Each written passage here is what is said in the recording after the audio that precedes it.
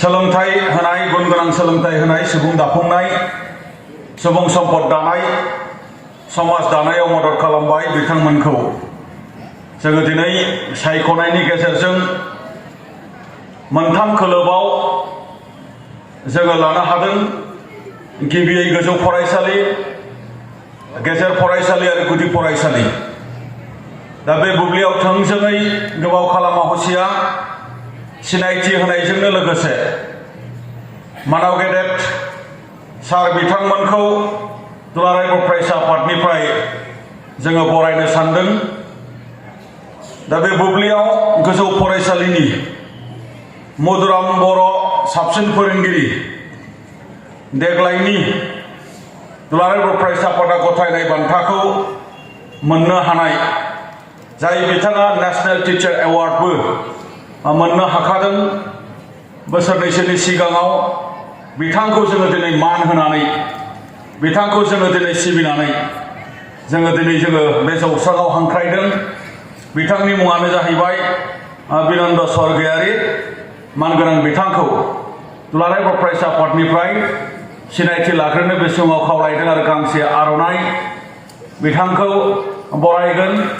लोगोसे जोंनि मेमेन्ट', लोगोसे जोंनि जिखिनि साइटेसन बेखौ हरनो थाखाय दुलाराय बर' फरायसा आफादनि मानगोनां लोगो आफादगिरि आरो बिटिआरनि मानगोनां बुंथिगिरि काथिराम बर' मानाव गेदेर बिथांखौ आं गुरै खावलायबाय।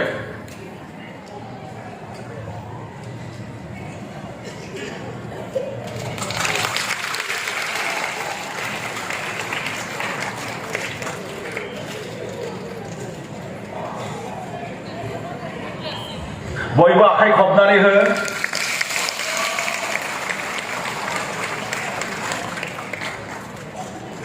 गोजोननाय थाबाय।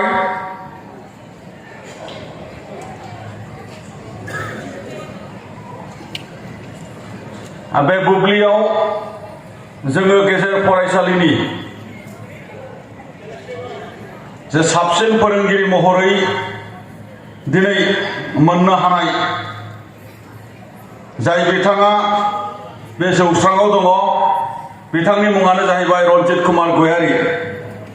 मानगोनां बिथाङा दिनै जोंनि खावलायनाय बायदि जोंनि बान्थाखौ नाजावनो होननानै दंफैयो आरो बिथांखौ बे समाव सिगां फारसे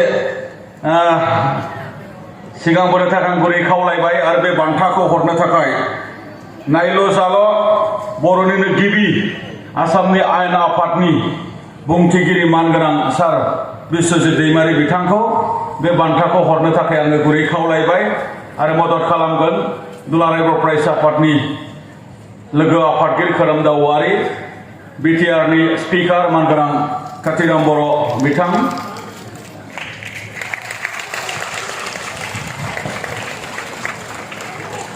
बिथांमोननो जोङो एबसुनिफ्राय साइटेसन आरो बिथांमोननो एबसुनि मेमेन्ट' लोगोसे एनडि कड बिथांमोननो जोङो दिनै गथायदों। बिथांमोननि फोरोंनाय, बिथांमोननि खस्थ'नि गेजेरजों जोङो सुबुं सम्पद आरो मोनबावनो हाथों इयुनाव। आरो बे बान्थाखौ हरनायनि थाखाय मानाव गेदेर सार बिस्वजित दैमारि आसाम आयेन आफादनि बुंथिगिरि बिथांनिसिम रोजा रोजा साबायखर बावदों। बे समाव गुदि फरायसालिनि मधुराम बर' साबसिन फोरोंगिरि बान्थाखौ मोननो हानाय मानाव गेदेर सार अमरेन्द्र बसुमतारी बिथांखौ सिगां फारसे आङो सिगांबोनो खावलायदों आरो बे बान्थाखौ हरनो थाखाय बर' थुनलाइ आफादनिनो मानिजाथाव आफादगिरि मुंशी तरेन बर' सारखौ बे बान्थाखौ हरनो थाखाय आङो गुरै खावलायबाय। सिगांथिंनि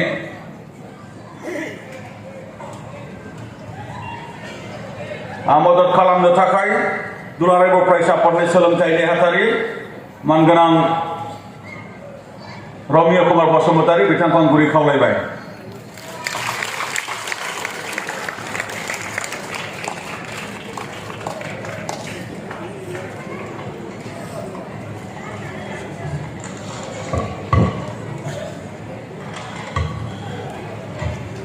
गोजोननाय थाबाय बरायनायखौ नाजावनायनि थाखाय आरो जे जोंनि बान्था बेखौ गथायनायनि थाखाय बर' थुनलाइ आफादनिनो मानगोनां आफादगिरि मुस्रि तरेन बर' सारनिसिम रोजा रोजा साबायखर बावबाय।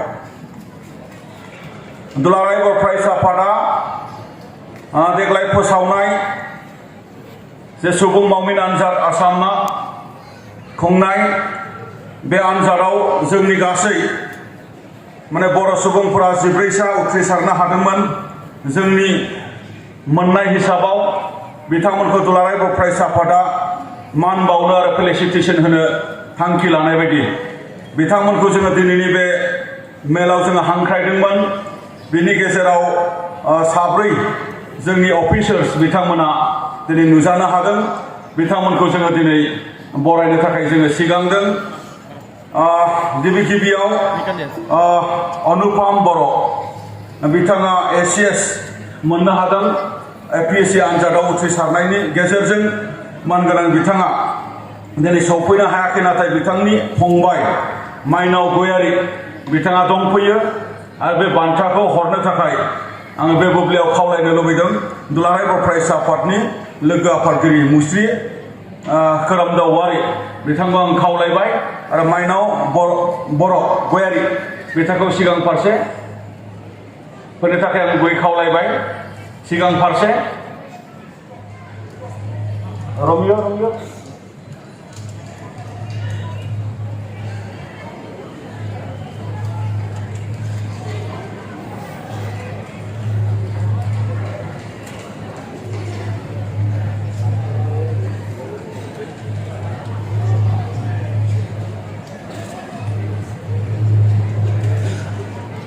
अनुपम बर' बिथाङा MTech खालामनाय आरो बिथाङा APSC आनजादाव उथ्रिसारनानै ACS मोननो हादों।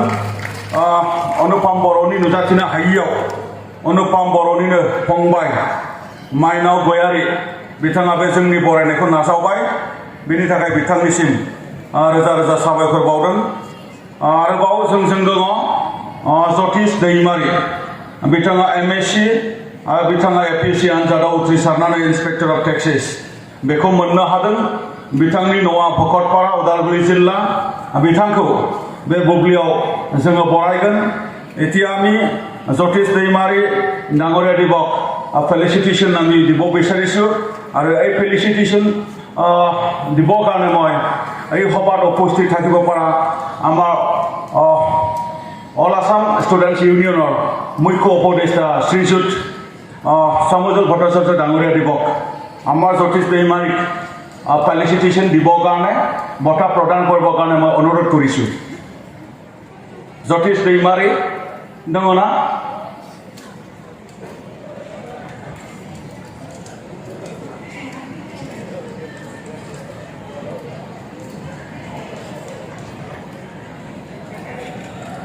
বিথঙা গেইথুৱা তেখেতে নিশ্চয় বাহিৰত গৈছে।